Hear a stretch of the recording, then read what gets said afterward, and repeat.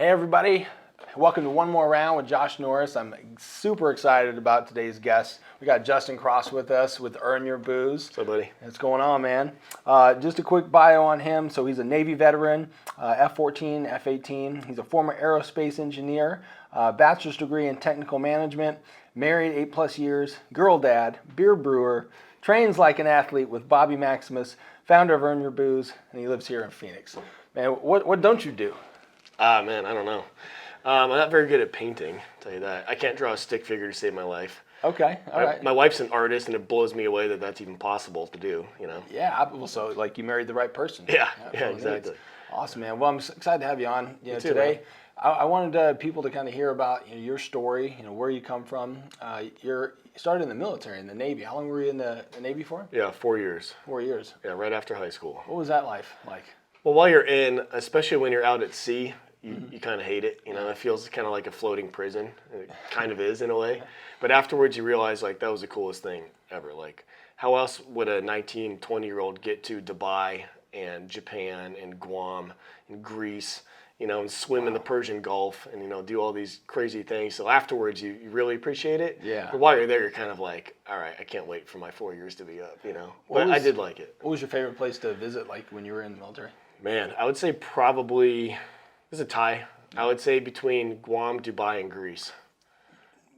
Wow. They're all, so like Guam's kind of like Hawaii, but it's a little more lawless. Okay. Like the adult clubs, we'll call it there, are pretty insane. Like there's a lot that goes on that doesn't happen anywhere else. Yeah. But it's still like Hawaii. It's tropical. It's right on the equator. Everybody got super sunburn. It was a lot of fun. Did some deep sea fishing.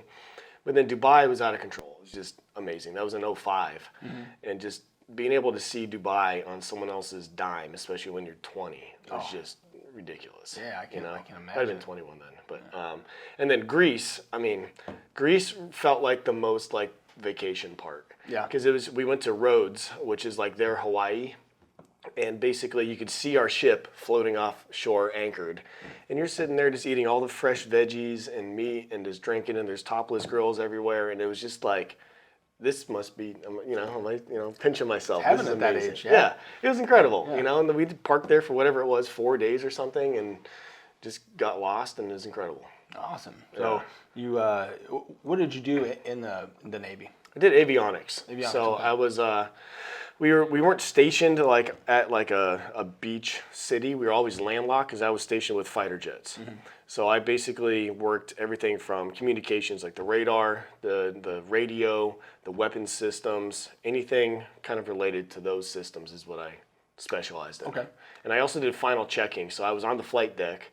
So that was like the best part, I think. Yeah. So we're outside on the flight deck, final checking the planes. We walk them up to the catapult. I was one of the guys that got to do a final inspection, kneel down like you might see on a video, and give the signal when it was time, and it would take off like literally right in front of you. Wow, like Top Gun. Yeah, it was so cool. Yeah. So I got to walk up there and have it send off, and it would try to blow you off, when it took off. It was really cool. Yeah, it sounds like a very unique experience. You probably Super a handful unique. of people get it, right? Yeah. Like there's no other way to really do that. It was just incredible to be out there in all the different oceans and launch these planes and have them land, 10 feet, 15 feet from you or whatever it was is pretty cool. Yeah. So you were in for 4 years. You got out. It was funny. I was joking with one of the producers, because I said, you have a nice beard like he has, and I told him you were former military. Yeah. He says that there are two types of people that get out of the military. One that keeps the straight, clean cut look, and then those that just grow it all out and maybe get a mullet. Just go for it. You went the other direction. with that. For sure. What did you do after you got out of the military? So I planned to come back here and go to ASU because I was like, all right, that was always my plan, right? But I was not ready for college after high school. I hated school, still hate school. And so I was like, all right, maybe now I'm ready. I'll go back to school, right? But put my resume up on monster.com. Remember that? Oh, yeah. I don't even know if that's still a thing. I think I got hired by a job or two. Really? Off of Monster, yeah. Okay, yeah. So I started to get offers from Lockheed Martin in aerospace because of my background in the Navy. So I started to entertain those, and I ended up taking a job at Edwards Air Force Base in California working on F-22s, doing the same kind of thing, weapons, radar, communications, all that kind of stuff. It was really helpful because I already had a secret security clearance from the Navy, so that transferred over, and then they just built upon that, and kind of got sucked into that life for a while. Yeah. I ended up doing college while I was there, but Did you live in Palmdale or Lancaster? just north of there in Roseman. Oh, Roseman, yeah. Yeah. So my wife's from Mojave. I think I told you. Yeah. Yeah, and like Roseman's almost like a sister city to Mojave. It's so random to meet. Like you Yeah. don't meet a lot of people from there. But that's pretty much the industry there. Yeah, Edwards well, that's Air Force it for Base sure. is Yeah. pretty much all they have. But Yeah. not a lot to do there. No. We'd go down to Lancaster and Palmdale when we wanted, sushi or Costco or something, but we lived Right. in Roseman. Awesome. Yeah. Cool. So, what Earn Your Booze? I've seen it now for a couple of years. I mean, this brand is blown up, and I know you're making some transitions, which is super cool. But what got all that started? Actually, the mindset started in the Navy. Okay. You had to be in good shape, but sailors are famous for cussing and drinking. So that's you had to live up to that too. That's kind of where it set in. I was like, all right, if this is my lifestyle, we're going to port or we're partying on the weekend or whatever. I really need to make sure I'm taking care of myself, and I didn't want to have to do forced PT. So I was always kept myself in the top PT level so I could just do my thing, and be left alone, didn't have to do the mandatory squadron PT. Yeah. Then after that, a couple years later through when I was at Lockheed, I started brewing beer and eventually started to help specifically beer brewers and beer bloggers and brewery owners lose the beer gut. Because when you're in that industry, I mean, you're always sampling beer, you're always getting free beers, you're always meeting people over beer and beer. Yeah. Brewery food historically is not the healthiest. There's nothing healthy there. No, it's Brussels sprouts with bacon, maybe. Pretzels and fried this and pizza carts and all that. Yeah. So I noticed that industry specifically, because I was brewing at the time, could really use some help. So I started to help those people, and now I fast forward a little bit and moved over here. And I was like, you know what? We could help a hell of a lot more people if we made this a business. One thing led to another. Came up with one name that we did for a little while, and then Earn Your Booze came about and kicked it off. Awesome. It's so catchy, which is because everybody I've told about it that isn't familiar with it, they're like, oh, that's amazing. I need that. In fact, my previous guest, Laura, I was telling her about it, and she's like, that's awesome. I got it. I'm all about that. Yeah. So yeah, most people are when they think about it, because if you're going to the gym, chances are you're doing it because you want to feel better, look better, and maybe go to the bar on the weekend and just that's just kind of what you want to do, especially if you're single, right? Yeah. You're trying to feel good so you can go meet some people at the bar. Right. So a lot of people are doing it, and we're just putting some attention now and a name behind it, Absolutely. So with the brand, I know you do events. Like, talk a little bit about your events. What does that look like? Yeah, so when we started the brand, right off the bat, I was like, all right, how are we going to get this brand out there, We didn't do any marketing for the first 2 years. So I was like, all right, if we're not going to budget for marketing, how are we actually going to grow this thing? Social media, of course, we'll have a presence there, but in-person events is really how you can get people to buy into your brand. Yeah. Because they come to it, they sweat, they hear what you're all about, they experience it, they get some drinks, they meet good people, they're taking selfies, they got a new shirt, and then now they're bought into, I get it, this is my brand, this is my kind of people, right? Mm-hmm. So we launched our first event, Veterans Day weekend of 2017 at Scottsdale Beer Company, which unfortunately doesn't exist anymore. Yeah. But we did that, kicked it off, and it kind of took off from there. And before you know it, we were doing events all the time in a handful of different states with a bunch of different drink brands. Very cool. Yeah. Yeah, because today, you've got all kinds of Earn Your Whiskey, Earn Your Wine. We have over 30 trademarks, and basically any drink that you can think of, we secured that. And it was cool, right before we got on here, we were talking about a transition that's coming up, which I'm super excited about. You want to talk a little bit about that? Yeah, so we've been earnyourbooze.com this whole time, 5 years or so. And now we've started an affiliate program, and we're getting more and more people, bought into the brand. And I've noticed a trend where people are saying something to the extent of, whatever you're doing this weekend, if you're drinking whiskey, tequila, or having a nice cigar, or going out to all-you-can-eat sushi, or going on vacation, put in the work and earn it. Get ready for what you're going to be doing. So it applies to a lot more than booze. Mm-hmm. So we've already done things like Earn Your Tacos and donuts and brunch and stuff like that, but we're basically going to switch the brand over, most likely, to earnitall.com. And underneath that, we're going to have the drink collections, all the drinks, the Munchies collection, all the good food treats, and then the Green collection, which is going to be the cannabis fitness brand. Because if anyone here likes to do anything with THC, you probably know how hungry you like to get afterwards, and it's very easy to overeat and taste a little bit of sugar, and now the whole freaking bag is gone. Yeah, you were telling me know? about Right. a sprinkle, right? Yeah. Yeah. So what is that? Like the sprinkle THC that you're working Yeah. with? So, I was with Lockheed for like 10 years after the Navy, and I always had like a top secret clearance or a secret clearance, and I was never able to even consider doing anything like that, right? Because there's random drug tests. If a plane goes down and you have something in your system, you're gone. So I never touched it. So now recently, over the past couple of years, now that I'm a free man, if you will, for that kind of stuff, I've been testing it, right? And I've fallen in love with THC. But I personally am not a fan of smoking. I just don't, even like cigars, I don't really do cigars anymore unless it's like a real special occasion. I just don't enjoy smoke going in. And then a lot of the edibles out there are cool, but they're kind of loaded up with sugar, take a long time to hit. Sometimes the dosing's kind of all over the place. So I found Sprinkle, and it's basically a nano like powder of THC. It's flavorless. You can mix it with water. You can sprinkle it on food. It sets in faster than an edible. Okay. It's very easy to measure how much you're getting. And they even have a nighttime one that helps me sleep because I'm terrible at sleeping. Yeah, I am not. My brain never stops. There's always something to do, and I never allow myself to sleep. So I take that nighttime one with some melatonin in it, and I'm like peeling myself off of the couch to get to bed. Like, it's great. Well, I like the dosing part of it, that Yeah. you know what the dose is, because Yeah. so I don't partake very often, and it's partly because I think I've been over the dose that I needed. Yeah. My in-laws made some brownies, and they were in town. Right. And apparently I ate 3 brownies because they were super small. I didn't realize Yeah. that they were 3. And yeah, I literally got out of bed and just bam, fell flat on the ground. So I've stayed away pretty much since then, but I'm like, maybe at a moderate sprinkle type dose, it might be good, especially for sleep, because I do have trouble sleeping sometimes. Yeah, and I mean, a few other benefits too. Like, I like, booze just as much as anyone, obviously, with the name of the company. But, I found like with incorporating some, we'll just say weed for now in my life, like I even drink less booze because, you get a nice little buzz going on.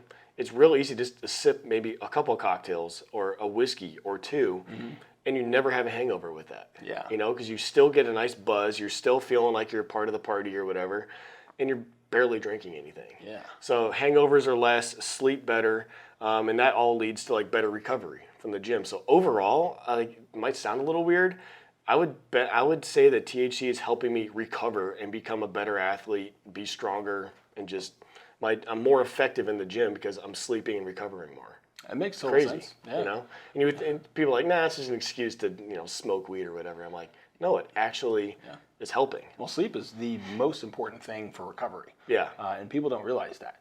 So if you're not getting, at least 6 hours, but 6 to 8 hours every night, and like good REM sleep, you can't recover. Like, No. I work out every day, and I do notice like the periods of time where I'm getting stronger faster. It's when I'm sleeping better. When I'm not sleeping as well, it's like I feel like I'm sore for an extra day. Right. Yeah. So I have to check that out. Especially as a business owner, like, there's always something to do. Always. So like, even if like you're like scheduling sleep time, it's hard to justify sometimes. I'm like, well, I mean, I could get up earlier, I could keep going. Like, before you know it, like, I never sleep. Yeah. So it is really important. It is. So you're a big fitness guy. You obviously work out a lot. What are your favorite things to do from a workout standpoint? And do you have like people you work out with or train with? So I train by myself pretty much every day, but I have a coach, Bobby Maximus, who's actually filming this season of the Ultimate Fighter right now. So we'll see how he did after that. He's a heavyweight on there. Nice. So I'm excited. He gets out in like 2 or 3 days. Cool. But the training he's put together for me is really completely changed everything about how I look at working out. Like, for many, many years, I would do the typical, chest day, back day, arm day, leg day, just kind of that routine, and was able to maintain like, a certain like decent shape. But now that I've been training with him, he mixes in the craziest stuff. Like, it'll be something like a overhead squat paired with pull-ups pyramid. Okay. Or, back squat or front squat paired with like sprints on the assault bike. Stuff that I never would have done before. And if I saw it, I'd be like, nah, I'm not doing that. Yeah. But now that I'm, he's my coach, I'm following it to a T. It is completely changing how I view working out now. And how long has that been?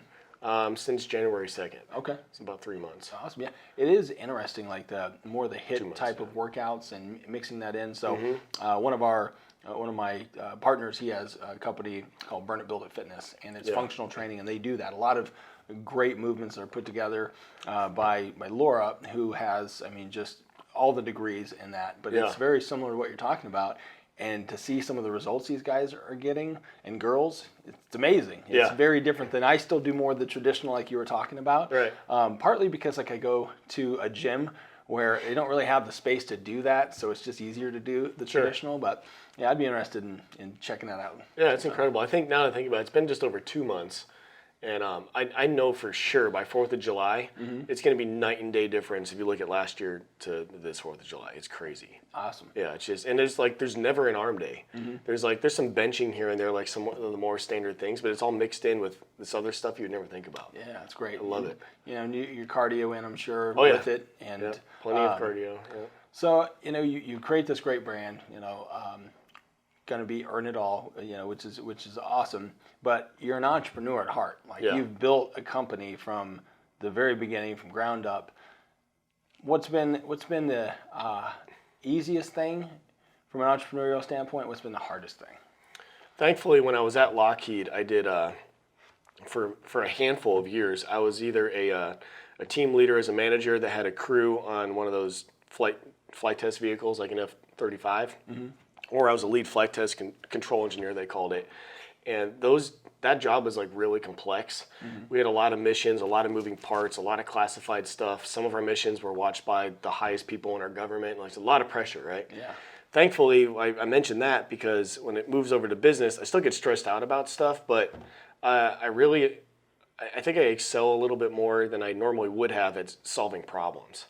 You know, so like when they come up now, I'm like, all right, well, I've already gone through countless, much more stressful, you know, situations. Yeah. So I think that's one of my strengths that's kind of benefited, you know, this whole process. But I mean, probably the most difficult thing is when you start something from scratch. It's getting people to know about it, and not just getting people to like see the brand, but to understand what it is, and then become a customer, right? And then become a customer again. So that's the craziest part. So I mean, kind of marketing, right? But that's the biggest reason we do the in-person events, because we can get 100, 200, 500 people at a time. Whereas if you're out there just trying to get cold traffic, you got to be super creative with your, you know, ads and everything. And the digital thing just kind of sucks. Right. You know? Well, and like you hit it on the head. Two things. Like one, as an entrepreneur, stress is something I think every entrepreneur deals with. So you had the skill set to be able to. You've already dealt with very stressful situations. So like bringing that in to be an entrepreneur, like kind of prepares you a little bit. It sounds like. Yeah. But then, you know, as far as you know, the growing of a business, you're growing a culture. Like that's what Earn It All is about. Like that's why I really love that name, because you know, it's a lifestyle. It's a way that you live. It's about getting up every day and knowing what your goals are, what you're going towards, and earning that, working hard for it. So, yeah, super cool. I think, and it's a mentality. I really think, like, I mean, probably at any point in history, but especially today, if we can get more people to embrace that, you know, whatever you're after, earn it, and don't expect a handout. There's no shortcuts. There's no free lunch. You know, no one's going to save yourself. No one's going to do anything for you. You know, anyone. With family, don't expect shit from family or from politicians or anyone. Like, we're all on our own little journey, right? So the sooner you can realize, like, if you want something, you have to put in that work and earn it. That's our mission, you know, whether that's we're talking about being in better shape so you can handle alcohol or you know, fun food, or it's, you know, respect, it's money, relationships, whatever it is, earn everything. Absolutely. Yeah, it's a philosophy, man. It's huge. So you talked about a tour that's coming up. Do you want to talk about that? Because that sounds fun.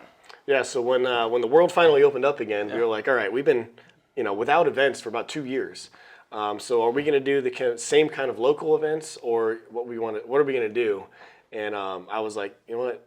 Yeah, we'll do some local events, but it's time to go. You know, let's put some gas in this rocket and go. So I hired a lady who has 27 years of sports and entertainment experience, and even worked, I think, 12 years or so in the NFL front office doing Super Bowl logistics and all sorts of stuff.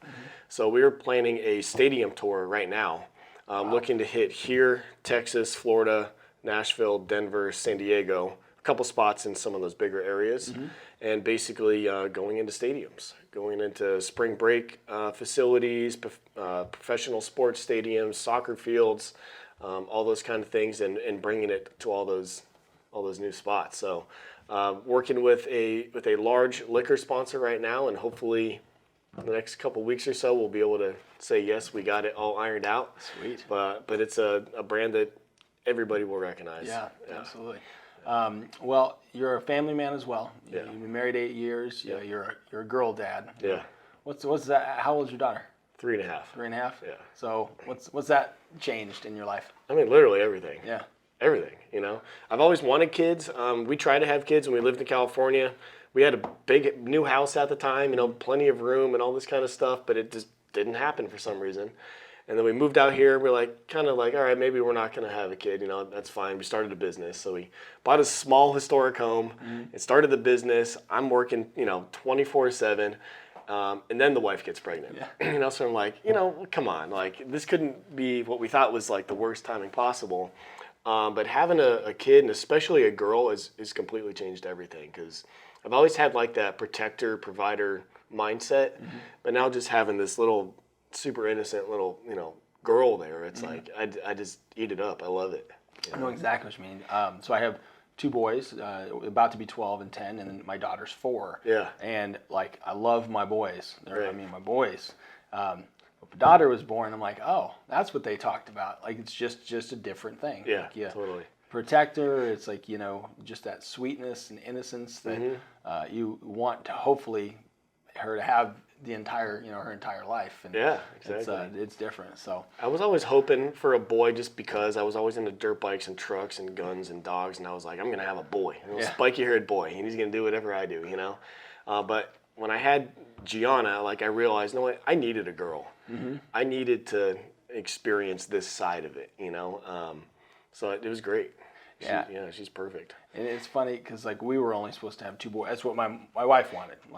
Everybody's she only wants 2 boys. I'm like, oh, yeah, cool. So that's what we ended up having 2 boys. Nice. And then somebody didn't get things done when he was supposed to. Yeah. And then daughter, and they were 6 years apart. So we're like, oh, we're starting over. But then now I'm like, God, I can't imagine her not being in the world type thing. Now my wife did book the old. Surgery for me. That was nice of her. Yeah. While she was pregnant, but I have 2 stepdaughters too who are 21 and 22. Oh, nice. So my wife thought she was totally free and clear and done. They were about to go to college and everything, and then we really started over. Wow. Yeah, that's a gap. Yeah, but it's cool. One of them's in school in San Diego. The other one goes to ASU, still lives with us. She was about to move out before COVID, but so we still have, some of it a built-in babysitter and everything. So that's cool. That's a nice little but she's great too. Yeah, that's awesome, man. Yeah. Well, I'm excited for all the things you have going on. I mean, I think your brand is going to continue to skyrocket. Keep us posted on the tour that's coming up. But where can people find you? As of right now, everything is Earn Your Booze. EarnYourBooze.com, Earn Your Booze on Instagram. Instagram won't go away, but mine is Justin J. Cross. But even if you go to EarnYourBooze.com in a few months when we've switched over, it'll still redirect. So I would just say look up Earn Your Booze. Yeah, well, go out and get some merch. I've actually got that same hat I got at the event we did. Yeah. Freaking awesome. But guys, thanks for tuning in. If you like this, share it out. Please give it a like, a comment here. Subscribe to our YouTube channel. We appreciate you. We'll see you next time.